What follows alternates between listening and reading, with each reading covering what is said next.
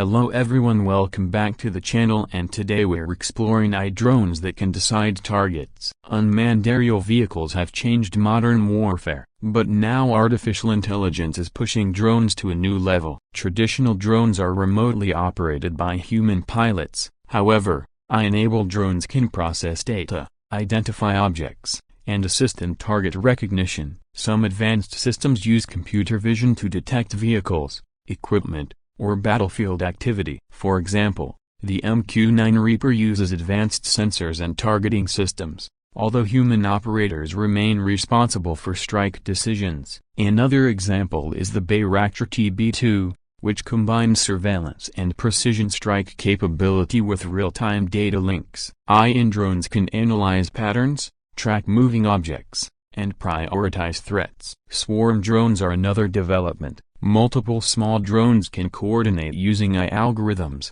Instead of one operator controlling each drone, the swarm works together as a network. One well-known loitering munition system is the AI designed to search and strike radar systems. However, fully autonomous lethal decision-making remains controversial. Most military forces keep a human in the loop for final strike authorization. This means AI assists, but humans make the final decision. Supporters argue AI drones can react faster than humans in high-speed combat. Critics warn about risks, ethical concerns, and accidental escalation. There are also cybersecurity concerns. If autonomous systems are hacked or misidentified targets, consequences could be serious. International discussions are ongoing about regulating lethal autonomous weapons. AI drones are evolving rapidly. They are becoming smarter, faster, and more coordinated, but the debate continues how much decision-making should machines control. The future of warfare may depend on how nations balance innovation with responsibility.